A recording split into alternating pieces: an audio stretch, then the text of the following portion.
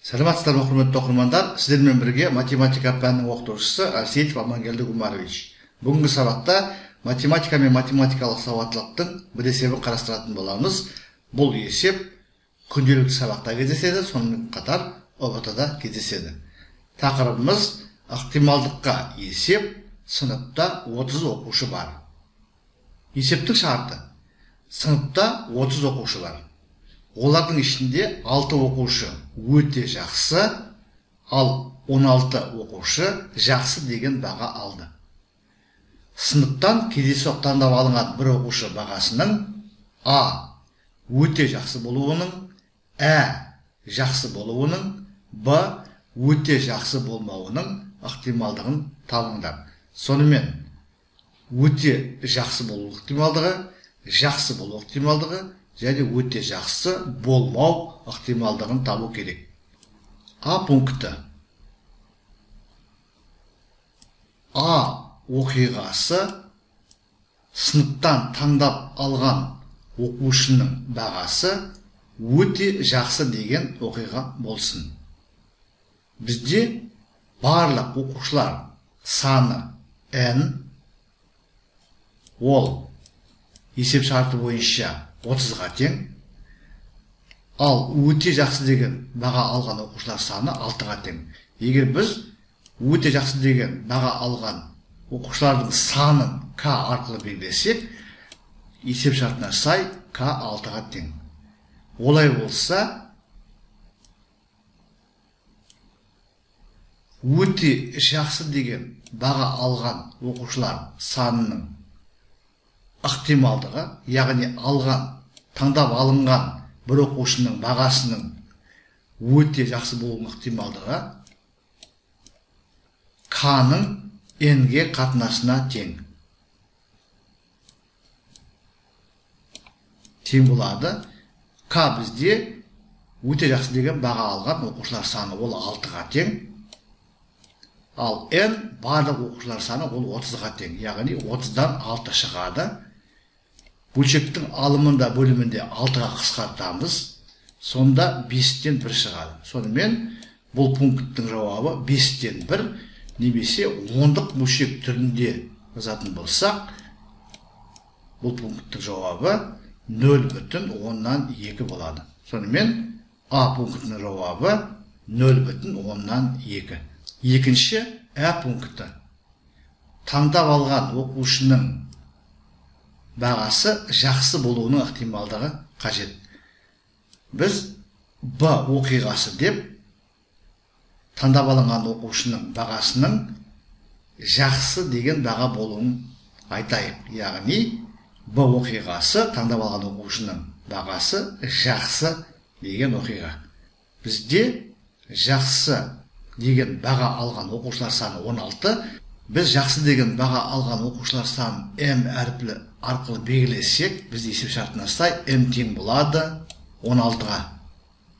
Олай болса, Б оқиғасының ықтималдығы, яғни таңдап алынған оқушының жақсы деген баға алған болуының ықтималдығы m-ның n-ге қатынасына тең.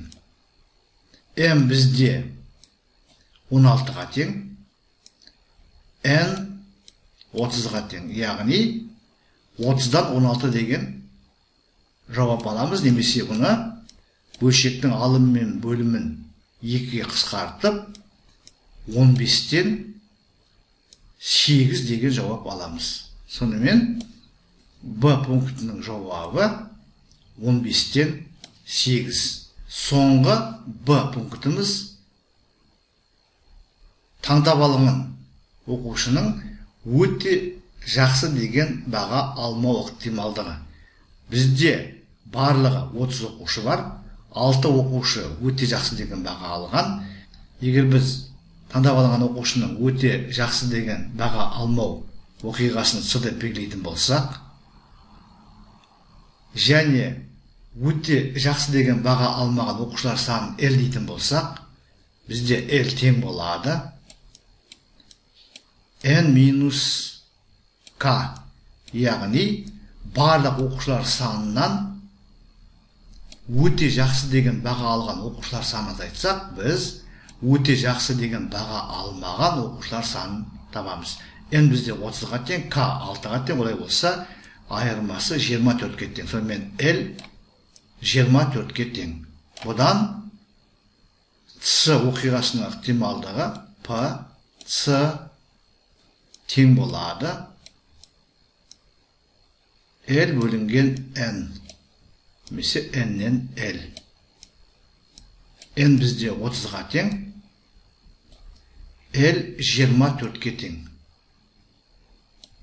Өлшектің алымында бөлімінде 6-ға қысқартатын болсақ, яғни 6-ға бөлетін болсақ, бізде 5-тен 4 шығады. Сонымен бұл пункттің жауабы 5-тен 4, немесе 4-ті 5-ке бұрыштап бөліп, жай бөлшекті 10-лық бөлшекке айналдырамыз, 0,8 деген жауап аламыз.